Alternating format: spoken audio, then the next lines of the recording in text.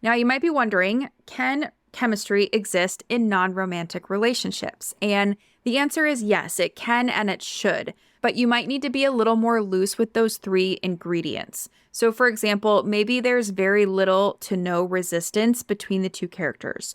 And what I mean by that is maybe the reason one or both of your characters are resisting the relationship comes down to more of a preference, not a need. Welcome to the Fiction Writing Made Easy podcast. My name is Savannah Gilbo, and I'm here to help you write a story that works. I want to prove to you that writing a novel doesn't have to be overwhelming. So each week, I'll bring you a brand new episode with simple, actionable, and step-by-step strategies that you can implement in your writing right away. So whether you're brand new to writing or more of a seasoned author looking to improve your craft, this podcast is for you. So pick up a pen and let's get started.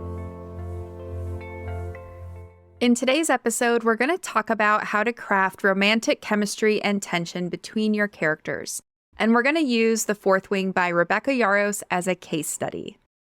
Now, it's no secret that if you're writing a romance novel or a story with a romantic subplot, that the romantic chemistry and tension between your two characters can either make or break your story. But it's not always as clear how to craft this kind of romantic chemistry and tension that readers expect, right? So that's what we're going to talk about today. We're going to talk about how to craft that kind of romantic chemistry and tension between two characters that's in a way that's authentic and compelling enough to keep your readers on the edge of their seats. But before we dig into all the details, I want to just talk about what chemistry is. So what is chemistry? In its most basic sense, chemistry is how two characters interact with each other. It's an energetic exchange between two people in a relationship, whether that relationship is romantic or not. So on the surface, I think we know what chemistry looks like, right? It could be dialogue that flows well, so teasing, witty repartee, and things like that. It could be using affectionate nicknames with each other, middle names, pet names, whatever you want. It could be really feeling that physical attraction or signs of that physical attraction, so lingering stares, special smiles, and things like that. It could be two characters reminiscing over a shared history, so maybe they went to the same grade school or share a lot of the same memories.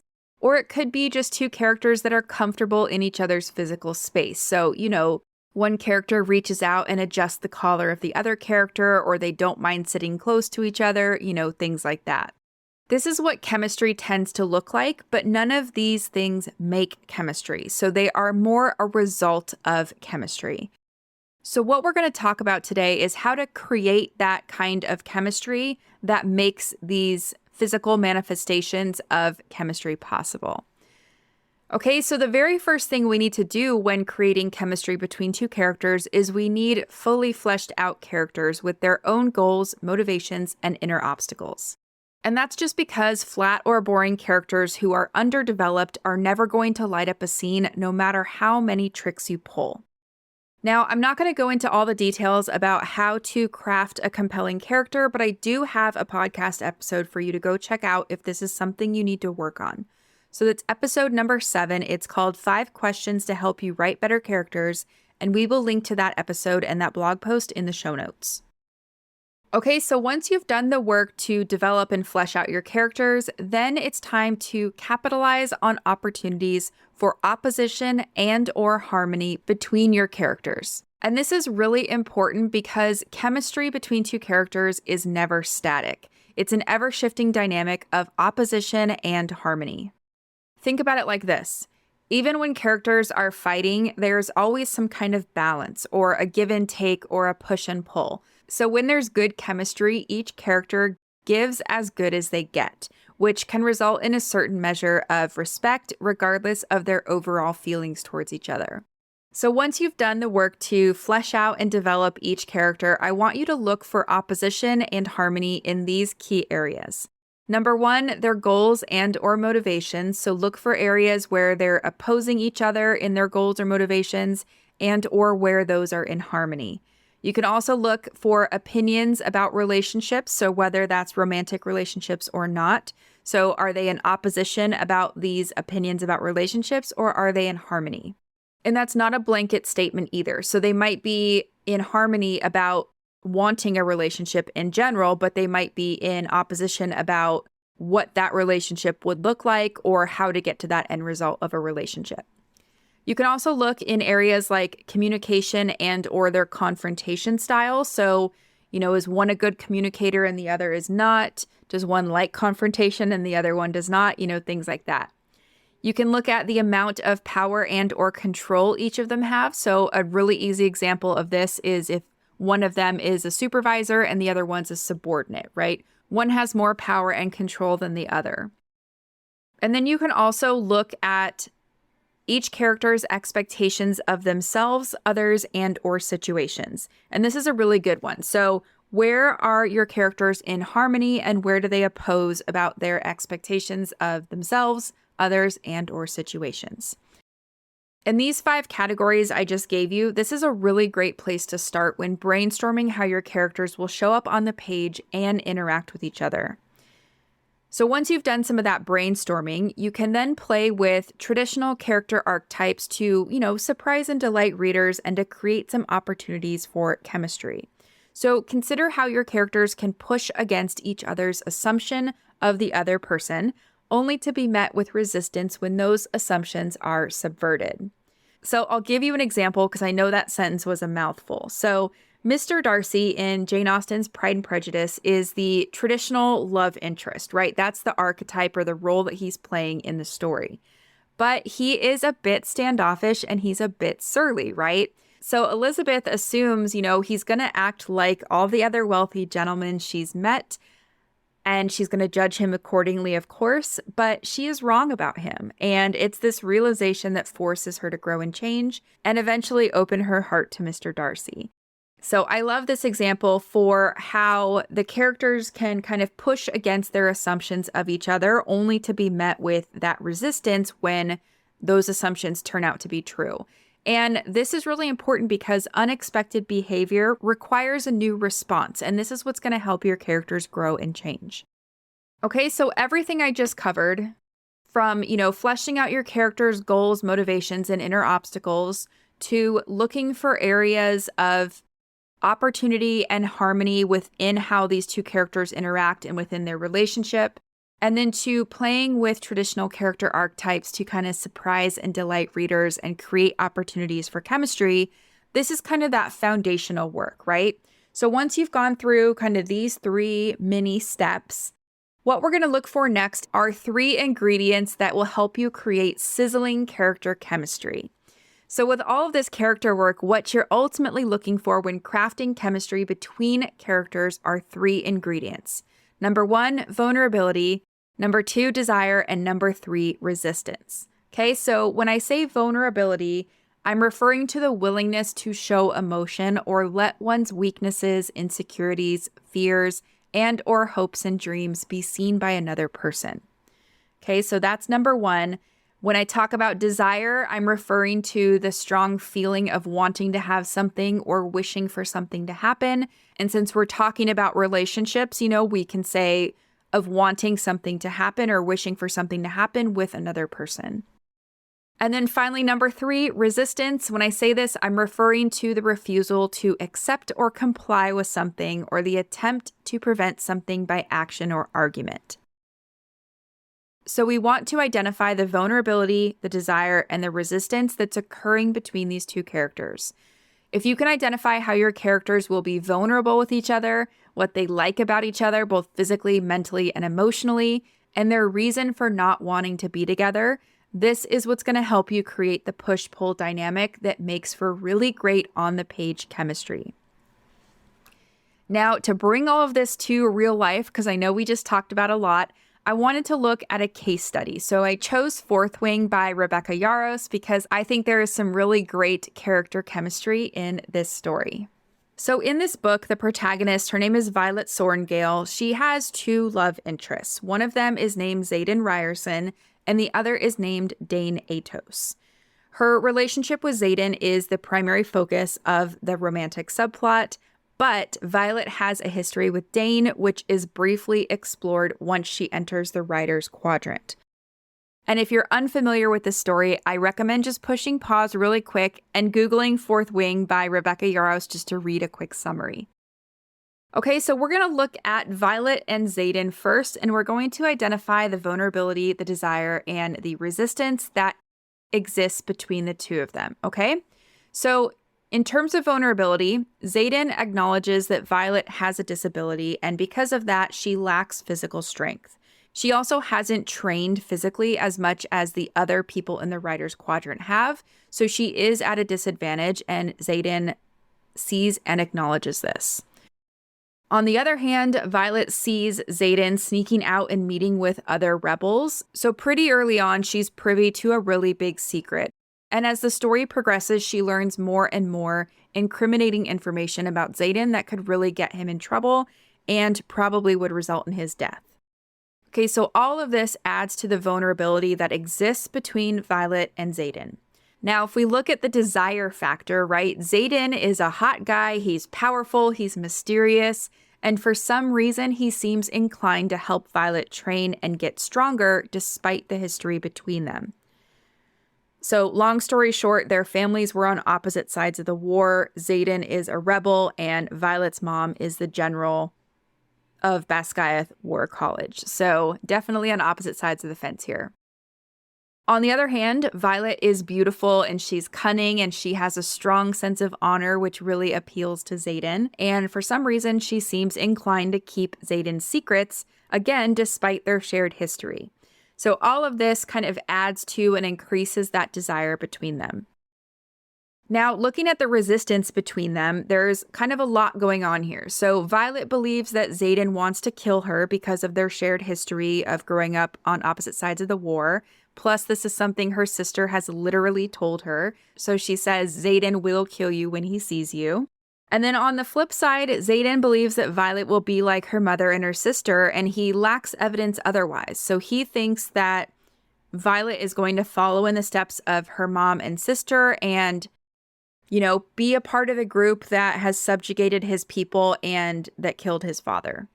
Plus, Xaden is a wing leader and cadets are off limits for romantic relationships. So all of this adds to the resistance between the two characters. Now, given all of that, I want to read you a passage from Fourth Wing by Rebecca Yarros where we see Violet and Xaden together. So it says, even the diagonal scar that bisects his left eyebrow and marks the top corner of his cheek only makes him hotter, flaming hot, scorching hot. Gets you in trouble and you like it level of hot. Suddenly, I can't remember exactly why Mira told me not to mess around outside my year group. And then later on that same page, it says, good gods, I don't even reach his collarbone. He's massive. He has to be more than 4 inches over 6 feet tall. I feel exactly what Mira called me, fragile. But I nod once. The shining onyx of his eyes transforms to cold, unadulterated hate. I can almost taste the loathing wafting off him like bitter cologne. Violet, Rhiannon asks, moving forward. You're General Sorengale's youngest. His voice is deep and accusatory. You're Fen Ryerson's son, I counter, the certainty of this revelation settling in my bones. I lift my chin and do my best to lock every muscle in my body so I don't start trembling. He will kill you the second he finds out who you are. Mira's words bounce around my skull and fear knots in my throat.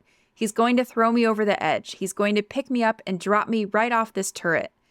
I'm never going to get the chance to even walk the parapet. I'll die being exactly what my mother's always danced around calling me, weak.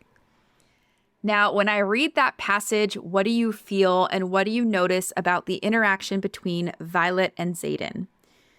Did you see how Violet immediately feels a physical attraction to him, but then kind of slowly pieces together who he is and how powerful he seems to be?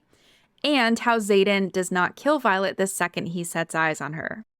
Right? So without understanding that vulnerability, desire, and resistance that exists for both Violet and Xaden, it would be hard to write a scene like this and to evoke these thoughts and feelings in the characters and the readers. So it would be hard to write this kind of chemistry and tension.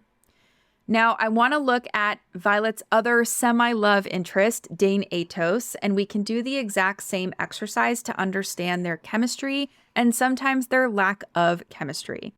Okay, so first up, we're going to look at the vulnerability that exists between them. Now, Dane knows about Violet's disability because he grew up with her. He also knows that she's been training for the scribe quadrant and therefore assumes She's not qualified to be a writer. On the other hand, Violet believes that she does need protection, and she allows Dane to provide it despite jeopardizing his place amongst the writers. Okay, so all of this adds to the vulnerability that exists between the two. Now, in terms of desire, we know that Dane is also attractive and that he's very familiar to Violet. Plus, it's clear he wants to keep her safe. On the flip side, Violet is a reminder of home for Dane. She's pretty and she makes him feel strong and important. So all of this adds to the desire between the two. Now, in terms of resistance, Dane is Violet's superior, which makes a romantic relationship technically off limits. But more importantly, as Violet grows and changes, Dane's words and actions start to hold her back. So this creates a lot of resistance on her end, and plus her feelings for Xaden are growing over the course of the story, which also adds to the resistance. Okay, so now I want to read you a different passage from Fourth Wing by Rebecca Yarros, and I want you to notice what you feel and just, what you see in this passage, and I want you to ask yourself whether this would be possible if we didn't know the vulnerability, the desire, and the resistance that existed between these two characters, okay? So it says, I stare at Dane, at the scar that defines his jaw and the hard set of his eyes that are familiar and yet not. What? He asks. The voices around us grow louder and there are more footsteps coming and going. You bonded a dragon. You have powers I don't even know about. You open doors with magic. You're a squad leader. I say the sentences slowly, hoping they'll sink in, that I'll truly grasp how much he's changed. It's just hard to wrap my head around you still being Dane. I'm still me, his posture softens, and he lifts the short sleeve of his tunic, revealing the relic of a red dragon on his shoulder. I just have this now. And as for the powers, Kath channels a pretty significant amount of magic compared to some of the other dragons, but I'm nowhere near adept at it yet. I haven't changed that much. As for lesser magic powered through the bond of my relic, I can do the typical stuff like open doors, crank up my speed, and power ink pens instead of using those inconvenient quills. Okay, so what did you notice about the interaction between Violet and Dane? Did you notice how Violet is kind of keyed in on certain aspects of his physical appearance? So things like the scar that defines his jaw and the hard set of his eyes that are familiar and yet not. And how Violet seems to be a little bit in awe of her best friend now that he's a dragon rider. And then even Dane, he works really hard to reassure her that he's still the same Dane that she had a crush on before he left. Now, again, without understanding the vulnerability, desire, and resistance that exists for both Dane and Violet, it would be hard to evoke these thoughts and feelings in the reader. So personally, I think this is a really great example of how to write chemistry and tension between two characters and also how to craft a love triangle, even if that love triangle kind of disassembles pretty early on in the story, or at least in this particular example. Now, you might be wondering, can chemistry exist in non-romantic relationships? And the answer is yes, it can and it should, but you might need to be a little more loose with those three ingredients. So for example, maybe there's very little to no resistance between the two characters. And what I mean by that is maybe the reason one or both of your characters are resisting the relationship comes down to more of a preference, not a need. So instead of needing to resist the relationship for something like survival or, whatever it is, maybe it's just a preference that if they had their way, they wouldn't be in a relationship because of XYZ. So if we want to think about some great examples of non-romantic character pairings who have great chemistry, I like to think about, Walter White and Jesse Pinkman on Breaking Bad, Michael Scott and Dwight Schrute on The Office, Kate Malarkey and Tully Hart from Firefly Lane, Harry Potter and Ron Weasley from the Harry Potter series, and even Aelin Galathynius and Adian Ashriver from Throne of Glass. So yes, definitely possible to have chemistry in a non-romantic relationship. I think there are so many great examples out there other than the 5 I listed. And again, you can use the same key ingredients. You just might need to interpret them a little bit more loosely than you would if it was a romantic relationship. Okay, so now that you know how to create chemistry between characters, let's talk about writing romantic tension, aka what to do with the chemistry once you've created it. So let's start with a definition. What is romantic tension? Well, In its most simple form, romantic tension is the suspense created by how two potential romantic partners orbit each other before their union is certain. So basically, it's the question of when will these two characters get together, or are they going to get together? And the good news is, if you've already explored those three key ingredients of character chemistry, so vulnerability, desire, and resistance, then you're well on your way to writing this kind of page-turning romantic tension. And that's because desire brings your characters together, right? Resistance pulls them apart, and vulnerability operates kind of in the middle, bringing them closer together and sometimes keeping them apart. Now, it's no secret that building this kind of tension is one of the most important parts of developing an intriguing romantic story arc. You need to make readers care about what's happening in the story and create suspense by doling out information, aka the answer to the story question, are these characters going to get together or not? You need to dole that out in increments, withholding the full answer until the end. So to do this, what you can do is deliver scenes in which the chemistry and the tension increases in frequency and intensity as the novel progresses. So in other words, each scene should bring your character one step closer to or farther from that happily ever after or that relationship coming to fruition. This creates that suspense and that tension for the reader, and it evokes that desire to read the next scene, hoping to get the answer they've wanted since page 1. So there you have it, my favorite tips and strategies for crafting chemistry between two characters, whether their relationship is romantic or not.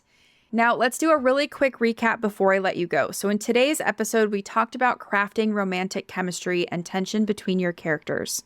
And the first key point in terms of crafting chemistry is that you do need to do the work to flesh out characters with their own goals, motivations, and inner obstacles before you can actually write good chemistry. And that's just because flat or boring characters are never going to light up a scene, no matter how many tricks you pull or what you try to do to make that chemistry on the page.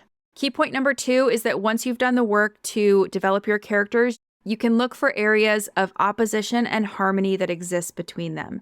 And this is important because remember, chemistry is never static. It's an ever-shifting dynamic of opposition and harmony, or give and take, or push-pull. So look in key areas like their goals and motivations, their opinions about relationships, their communication style, the amounts of power and or control the characters have, and then their expectations of themselves, others, and or the situation. And then key point number 3, once you're done with all of that character work, you want to find 3 key ingredients of sizzling character chemistry. Number 1, vulnerability, so this willingness to show emotion or let one's weaknesses, insecurities, fears, or hopes and dreams be seen by another person. Number 2, desire, so the strong feeling of wanting to have something or wishing for something to happen, usually in terms of a relationship with another person.